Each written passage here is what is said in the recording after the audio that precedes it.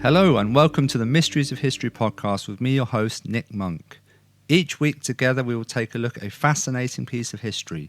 As gruesome, mysterious, unbelievable that these tales may sound, one thing is for sure. These events happened, these people existed, and these places have made their mark on our historical landscape. Be sure to check out the website, themysteriesofhistory.com, where you can access all of the podcasts and show notes. And of course the blog, where we will give you an extra insight into each episode, as well as all sorts of unbelievable historical content. You can also find us on social media, where you can let us know what you think of the podcast episodes, or even suggest a new historical mystery for us to investigate. So now, let's take a look at this week's mysterious historical tale.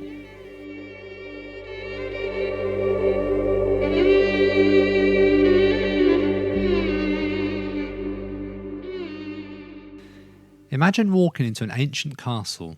The air feels heavier, the walls whisper a cold stillness, and a sudden chill runs down your spine.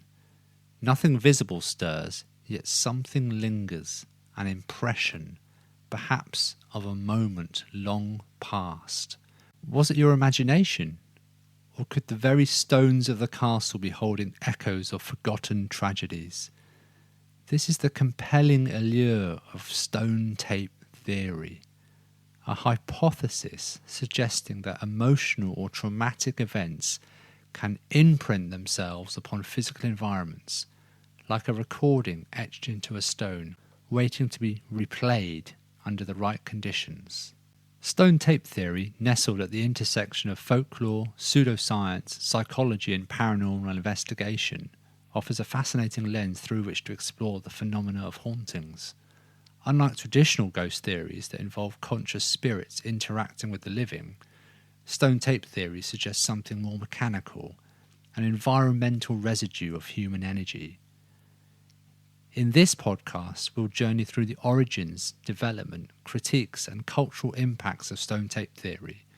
We'll explore how a British television drama helped shape its name, how science both aids and undermines its plausibility, and why the theory continues to captivate believers and skeptics alike.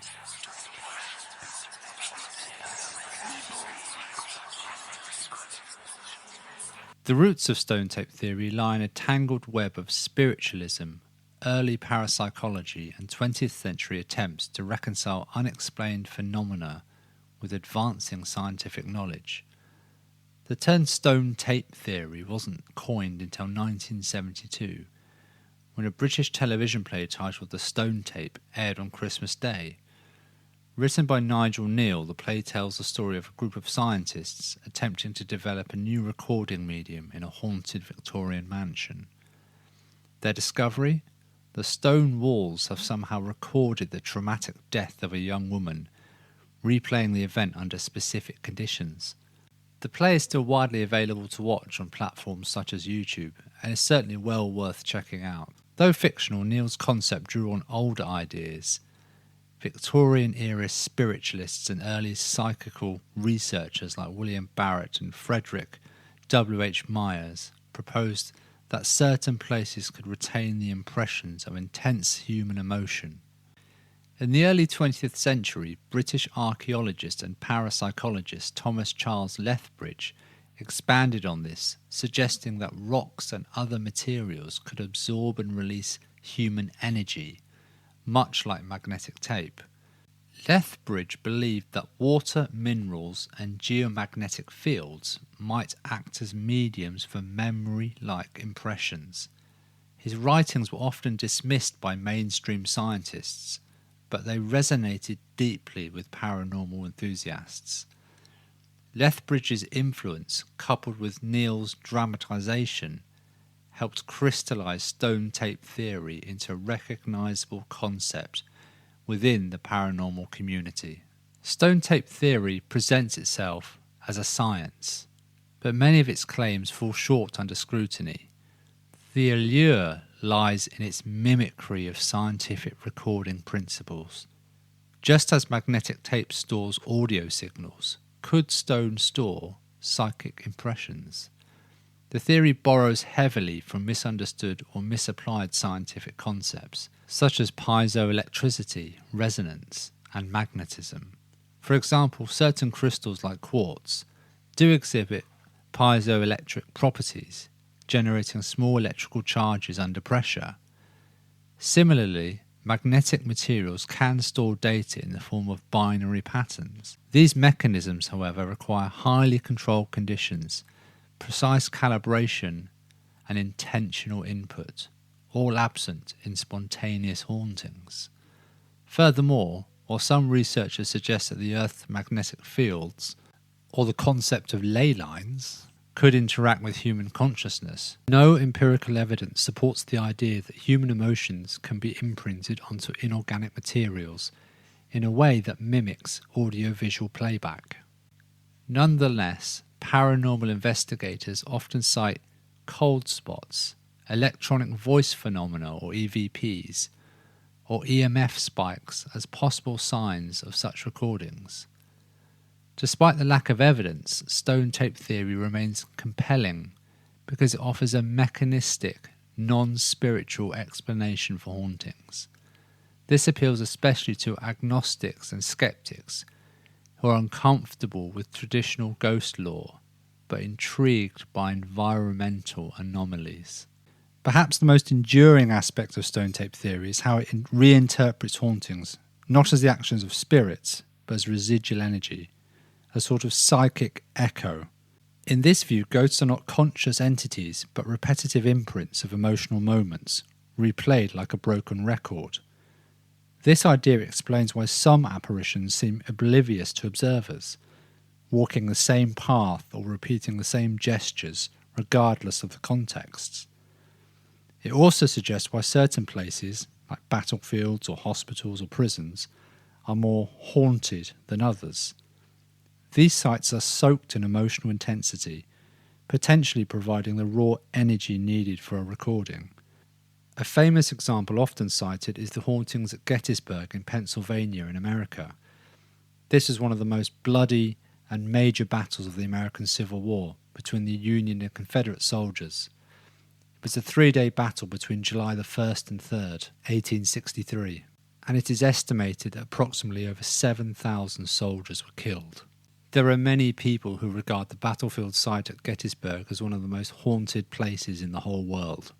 Numerous reports describe soldiers seen or heard apparently replaying events time and time again. Events that, of course, occurred many years ago, hundreds of years ago. In fact, I will put a link on the blog to a YouTube video that is of two separate incidents at the same place at the battlefield site in Gettysburg. Two families went camping to this particular location and recorded some really fascinating video footage.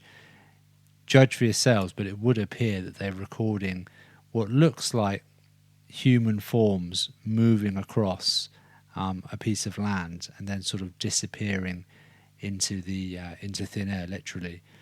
It's a fascinating watch. If you consider that both of these families were camping at the same spot, but at different times. One, I believe, was in 2001, and the second video footage comes from 2006. But as the narrator of these videos describes, it would appear that they are recording the same scenes. So this would support the idea that there is energy, if you like, that is just replaying itself time and time again. Of course, supporters of stone tape theory would suggest that what we are seeing in these videos is not conscious beings as such, but literally energy that is somehow manifesting itself and playing out in front of our eyes. Now, what we'll go on to discuss in this podcast episode is how is this energy manifesting itself? And why does it seem to occur in a random nature? People aren't reporting this every day, all day in the same location. So it would appear that what is being seen occurs at random time periods for an as yet unknown reason.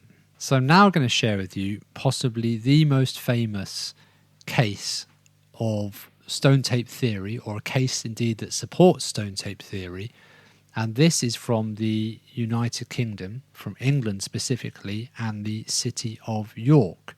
The city of York is a very historical, very beautiful city, well worth visiting, with a history that spans many thousands of years, particularly noted for its Viking invasions and, of course, the Roman Empire. The Romans came to what they called Britannia, or Great Britain, in 43 AD and stayed for the next 400 odd years. And this particular case involves some Roman soldiers, and I think is a fascinating case. So this case centres around Treasurer's House within the city of York. And Treasurer's House is an Elizabethan mansion which has a history spanning over 2,000 years. An incredible place to visit. It's run by the National Trust. And as is common with houses in the UK of this time period, it has several ghost stories attached to it. But specifically, we're going to talk about the case involving Harry Martindale. So in order to build some context for the case of Harry Martindale, if you like, we're going to talk about previous encounters at this particular house. Now, the encounters are described as encounters with Roman ghosts, but we may change that description from ghosts to entities or energies by the end of this discussion. So, yes, the first recorded mention of Roman ghosts was by a female guest of Frank Green. Frank Green resided at the property, and this female guest went to the cellar of the house. Elizabethan houses had large cellars, generally speaking, and she went there to look for more wine whilst at a dinner party. And the lady says after being barred by a man dressed in a Roman soldier's uniform, she complained to her host. She complained to Frank Green that she couldn't get down to the cellar. And Mr. Green says there is no such person in the house dressed in Roman costume or otherwise. Now, indeed, this is a fascinating story, but in terms of evidence, scientific evidence, we can't gain anything from this at all. So let's fast forward to February 1953, and we'll talk about Harry Martindale's experience. Now, this, like I said previously, is just an incredible account. Now, we have to consider Harry Martindale is telling the truth here. We have to take that as a given. Of course, some people are going to suggest that he's making it all up and then that's the end of the case, full stop. But if you just allow yourselves to consider that this chap was just going about his daily business and saw what he saw and described what he saw to people afterwards, it makes for a compelling bit of evidence to certainly support stone tape theory. So, Harry Martindale was a young apprentice heating engineer who was working in the cellar of the property to knock a hole through the vaulted brick ceiling as part of a boiler installation. So on the second day of his work, Harry describes, whilst working, hearing a trumpet blast. Now at the time he thought nothing of it, and he thought it was just coming from a radio, something similar, a car, or something outside. Harry carries on working, but then hears the trumpet blast again, but this time it's louder. And when he hears it a third time, it appears to be coming from the other side of the cellar wall. At this point, Harry says he looked at the wall and saw the helmet of a Roman soldier coming through the solid wall. Harry describes the soldier walking through the cellar and disappearing into the opposite wall. Now this is scary and bizarre enough, but following behind the soldier comes another soldier riding on a horse this time, and following along behind them comes more than 20 soldiers, 2 abreast. Every soldier that walked through was only visible from the knees up. And interestingly, this is accounted for because it is believed that they, the Roman soldiers, were walking on the original Roman ground level, which was a little below the level of the cellar floor. So in other words, these energies, these entities, are manifesting, if you like, and replaying a scene or a course of action that was in context for their time, if you like, the Roman time. So they are walking on the floor that they knew, the floor surface that they knew, perhaps a foot below the current floor. So Harry is suggesting that, well, he doesn't suggest, he says that the ghosts appeared solid and real. And they made him feel really frightened that they might be able to see him and indeed react to him. So Harry says that not only could he see the soldiers passing through the cellar, but he could also hear their speech and the sounds of their footsteps. He says, though, that there was no interaction between them, and in his view, the Roman soldiers in this case couldn't see him, but he could see them. So that's really fascinating in itself. Harry left the cellar really quickly and sat down to recover. The warden at the time, the warden of the house, came across Harry. Seeing that he was in shock, said, Harry just couldn't speak. He couldn't say a single word. And then the warden says to Harry, by the look of you, you've seen the Roman soldiers. Harry is quoted as saying some years later the following: I don't know about ghosts, you know. I have never seen a ghost before that day, and have never seen one since. But I do know what I saw down there that day.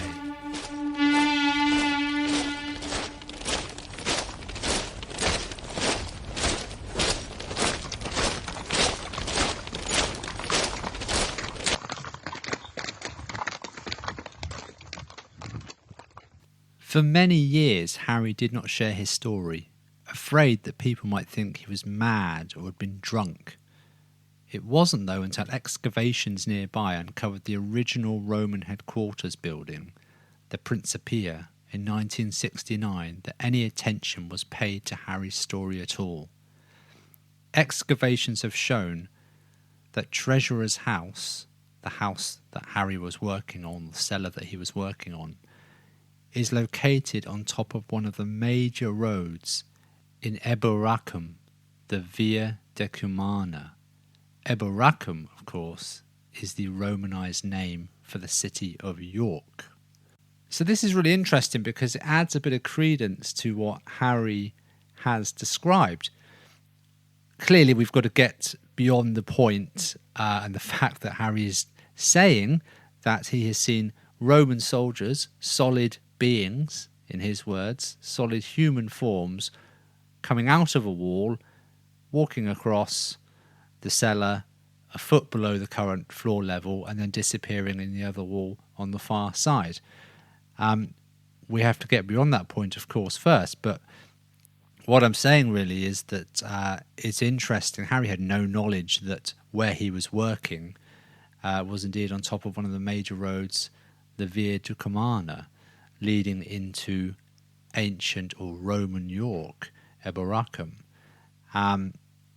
It's fascinating, I think.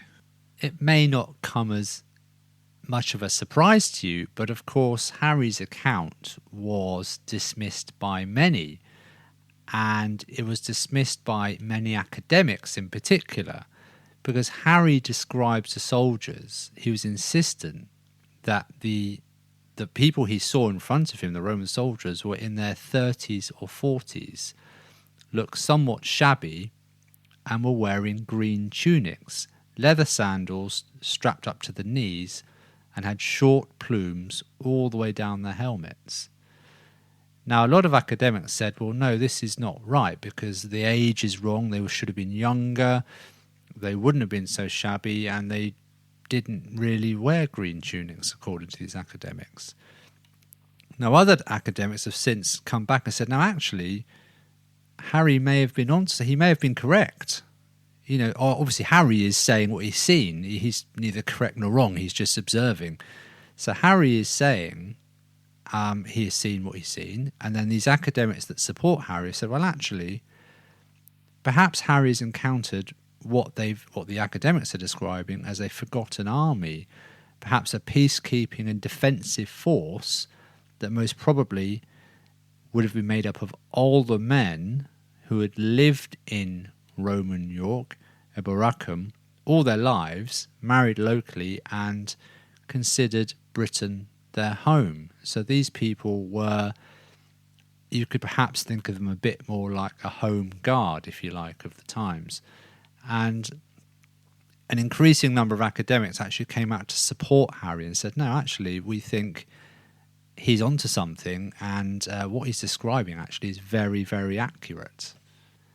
So here we have Harry Martindale's account of what he saw in 1953 in the cellar. He is adamant of what he saw, and he was very, very careful on how he released this story. He was very cautious about coming forward with this story several years after his account, because he didn't want to be regarded as crazy, basically. But like I've said so far, he was certain of what he saw. He was certain he saw solid human forms. But the thing that we've got to, as a community and as a society and scientists and academics, try and understand and work out is, how is it possible that solid human forms can come out of a wall and disappear into another wall? Physics won't allow for that. Current knowledge of physics won't allow for that to happen. So where do we go? How do we explain what Harry has seen? Well, what physics does allow for is its description of time. So let us look towards physics and Albert Einstein's theory of relativity, which he coined in the early 20th century. And he introduced a scientific basis for rethinking the linearity of time. So the theory of relativity says that time is relative to an observer's motion and gravitational field. So this implies that time can flow at different rates for different observers if they are travelling at different speeds or are subject to different gravitational fields. Now, this challenges the traditional concept of a simple objective time that progresses infinitely in one direction for everyone.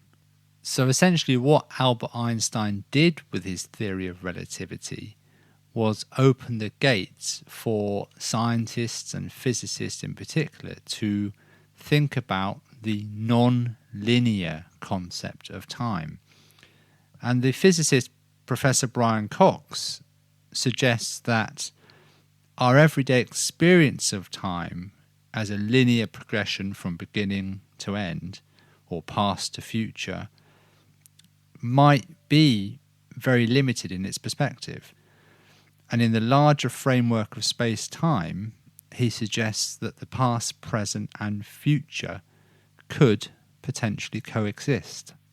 So Professor Cox has written many interesting articles about this subject, but there's one in particular that I will link to the blog post about this podcast episode, where Professor Cox talks about time and how we view time compared to how physicists actually are starting to view time, and how they're actually very different, and how time itself is relative. So it's incredibly interesting, well worth reading. I'll also add a link on the blog to a book called Non-Linear Time Theory by Gregory Friedlander, and it's a book completely dedicated to the theory of non-linear time. And it's quite an incredible read, quite heavy in places, but it will give you a really in-depth discussion from a physicist and a scientific point of view of exactly how physicists come to the position where they believe, or some physicists anyway, believe that time acts in a non-linear fashion. So how should we think of time in a non-linear fashion? What is the best way to visualize it if we're talking about time periods potentially crossing over, and to allow for the Harry Martindale case? So think of a piece of string, and in one hand you're holding one end, and in the other hand you're holding the other end. So the description that often is given is we think of time as simply moving in one direction. So time is constantly moving and the past is always behind us. That is the conventional view of time. But if we take our piece of string, and this is a way of describing a non-linear description of time, if we took our piece of string and perhaps twisted it or overlapped our hands, whereby two bits of string are even touching each other, suddenly time is not flowing in a straight line. It's going back on itself, or even if the piece of string is touching another piece, if we've crossed our hands over in our analogy, you've got two time periods potentially existing at once. Now this is a fascinating and incredible view, but like I said, a lot of physicists now believe this is how time functions. And if you're still with me, the non-linear view of time that is, like I say, quite supported now by a lot of physicists suggests that, like I say, time doesn't flow in a straight line from past to future, but rather all moments exist simultaneously, or simply that the past and future are interconnected with the present. So this is really mind-bending stuff, and I hope I haven't lost you. Just think of the piece of string, and hopefully that will help you. But why am I saying all this? I'm saying all this because this non-linear theory and description of time helps us to understand Harry Martindale's story and potentially, I think, stone tape theory, because what Harry Martindale is seeing could perhaps be explained by, and think of the piece of string again, two time periods briefly crossing over and interacting with each other. Now, how that is happening or why that is happening, well, science has got a lot to investigate and study and examine. But if we use the non-linear principle of time, I can see how that fits. So what I'm saying is basically you have the Roman period that is represented at some distance along our piece of string. I'm going to stay with a piece of string analogy because I think that really helps visualize what I'm talking about. So you have the Roman period existing at a particular point along the string, and you have 1953, Harry Martindale's time, existing along another point on this string. And for whatever reason, time has crossed, the string has crossed over, and two time periods have interacted with each other, have touched each other, if you like. So what I'm saying is that Harry Martindale, the young apprentice, is working away minding his own business, and for whatever reason, the Roman time period, for that brief time that Harry saw these Roman soldiers, that time period has come to interact, if you like, with his time period, 1953. Briefly, and then, for whatever reason, that time period, that interaction ceases, and obviously Harry continues with his day and his life in 1953 onwards. That's pretty incredible stuff, but I can kind of see how that makes sense.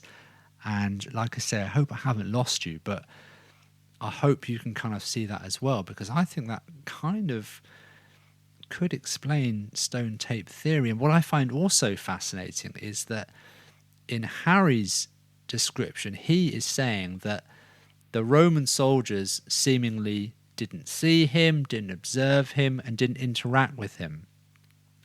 So in that sense, perhaps if the time periods are crossing over and the time is interacting with each other, for whatever reason, those Roman soldiers couldn't see Harry. Now that's another, enigma that I can't explain why that's happening. But like I said, I can kind of understand how potentially the Roman soldiers appear to Harry for the brief amount of time that they did. So through all of what I'm trying to describe to you, I'm not suggesting at all that any of this has got to do with spirituality and ghosts per se. I'm suggesting that Harry is seeing time, a period of time interacting with his time. And what do we call the Roman soldiers that you've seen? Well, you can call them Roman soldiers, you can call them energies, entities, whatever you like. But I think it's possibly got nothing to do with what we might coin traditional ghosts, spirits, or indeed have any religious context whatsoever. I think this could all be explained through science. Science, though, that is not entirely recognised by the whole scientific community by any means. I also think that the Gettysburg example that I discussed earlier on in this podcast also fits with what I've just described.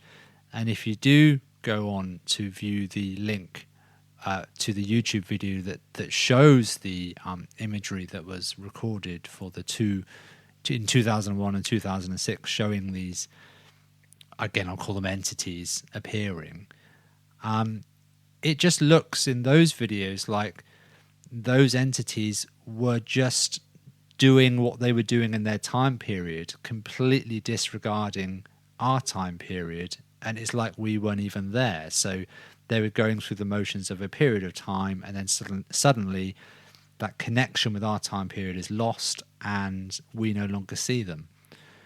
It fits quite well. But of course, you could also flip it around and say, well, if we're seeing them, the Roman soldiers or the Gettysburg soldiers, why aren't they seeing us? Why aren't they having an experience, this time lapse, if you like, that Harry Martindale is having, or the two sets of campers in Gettysburg? Both groups of people, or those three groups of people, are observing. If we're saying that stone tape theory can be explained by time existing simultaneously, these people are seeing those time periods, but why aren't the people in those time periods seeing us? It's really I don't have an answer, frankly, but I don't know. Does that occur? Does that experience happen both ways? So think about this: are there occasions where other time periods are observing our time period? I don't know. You perhaps walking down the street to the shops, or you driving in your car. Are they observing our time periods? But of course, we're oblivious to that, and we're just going about our day as per the Roman soldiers or the Gettysburg soldiers. Perhaps that's happening, and we have no idea about it. Fascinating, incredible, and slightly chilling, actually.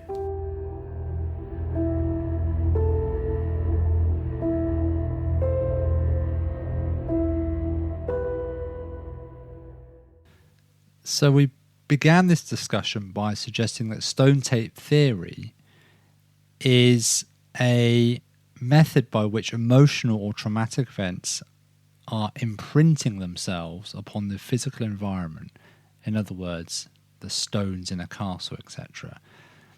And they are replayed under the right conditions. What those right conditions are, we can't say. Having thought about it now, I'm not sure there's any scientific evidence to back that up. I think my version of stone tape theory, now I say mine in the context of this podcast, but there are many scientists and others alike who would actually have a very similar opinion, involves time slips and is using the theory of non-linear time to explain these. I perhaps describe them as recordings of time that people observe. The Roman soldiers, your Gettysburg incidents. I think that, for me, I'm more comfortable with that, and I think there's science to back that up.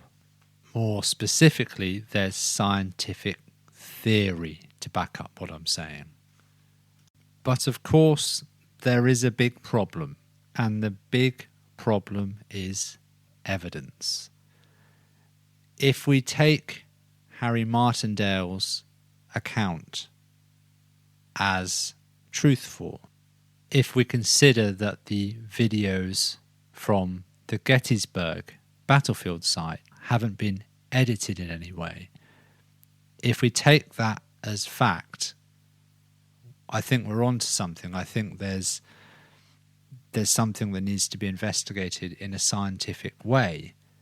But of course, the scientific way in the scientific community will not take people's testimony as fact, and that's rightly so. Science demands more than testimony. It requires evidence.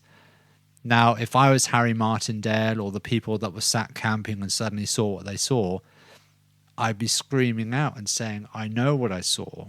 And this is true of anyone who says they've seen a ghost. You know, people say, I know what I saw. You can believe me or not. That's up to you.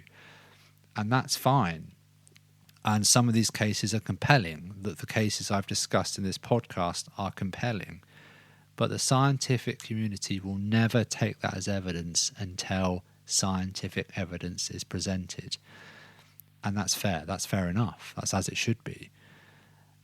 Now, in the world that we live in now, where everyone has a smartphone and we have high-definition video recording, surely somebody has got to present the smoking guns worth bit of evidence, the bit of video evidence that we're all shouting out for. Somebody will record an entity or stone tape theory in action, a time slip. Surely that's got to come. And unfortunately, for those of us that want to believe in this scientific principle of time slips occurring, until that indisputable bit of evidence is presented to the world, there will be skeptics. People will say it's simply not true. And even if and when that indisputable high-definition bit of video comes out of a set of Roman soldiers appearing out of a wall and disappearing into another, still people will say it's not true and it's all a hoax and the video has been edited. So I guess what I'm saying is we're never going to win. How are we ever going to prove the existence of time slips or entities? In fact, I would suggest the only way that will ever prove it is by proving it to ourselves. And what I mean by that is until each and every one of us experiences a time slip event. I'll call it time slip stone tape theory, if you like. Until people physically experience it for themselves, I don't think there'll ever be a mass uptake, or I think science will struggle massively to ever allow it to be accepted as scientific truth. Of course, I haven't even begun to discuss the psychological view of stone tape theory or time slips. The school of thought from the psychological and medical world would have and does have a plethora of explanations as to what people think they are seeing. That has nothing to do with time slip theory at all. I haven't even begun to enter that world. Perhaps that's another podcast. But as I've said, Harry Martindale and the Gettysburg campers are adamant as to what they've seen. There's no indication that they were seeking what they describe. And in fact, for Harry Martindale, the whole thing seems to have been a burden for him, a stressful event. He was very cautious about even telling anybody about what he observed for fear of being, deemed crazy. And I think that carries a lot of weight in his favour. So I've already mentioned that I think through the course of this podcast I've moved away from traditional stone tape theory, whereby solid objects hold memories, to one of what I've termed time-lapse stone tape theory, if you like. And that all fits, and that, I can kind of, make that work for myself at least. And it works fine until you consider, well, what about all of the stories where people are very adamant again that they have an interaction with not going to call it a ghost, an entity. How does that work in terms of time lapses? There's a case I read about some time ago, and I can't remember where exactly it was that I read it or where this particular event happened, but I'll just tell you what I can remember. Now, this was or sounded like a very traditional ghost story, but I think it has more to do with time lapses than traditional spirits. Now, in this case, a person was on the first floor of the house preparing to go to bed. It's quite an old house. This is an old house in the UK. And they look down the corridor and they see walking towards them an elderly gentleman holding a candle, dressed in a nightgown, typical of somebody from the 19th century. So the person who has seen this entity has screamed out, oh my goodness, what is this? What am I seeing?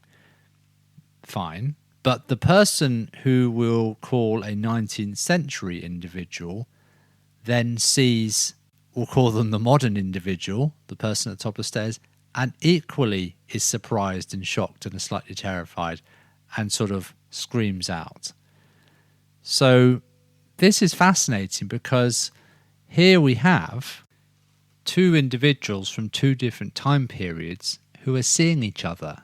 Now, this is very different from our Roman soldier story and very different from our Gettysburg stories. We have, or do we have actually? Do we have two time lapses occurring simultaneously? So far, we're suggesting that one party can't see the other. But where we have both parties from different time periods seeing each other, that is a slightly different ball game, and I actually don't even have an answer for it. But I just think that time slips and time lapses and the non-linear function of time has got a lot to do with it. Just imagine, and I'll just remind you, just imagine if the non-linear version of time is correct and all time is simultaneously coexisting and happening at the same time. Just imagine that. Isn't that the most incredible thing ever? And I will leave it to you to draw your own conclusions. Thanks for listening, and be sure to check out our blog at themysteriesofhistory.com and social media outlets where we'll post extra info and images for each episode. So until next week, stay curious. The mysteries of history remain.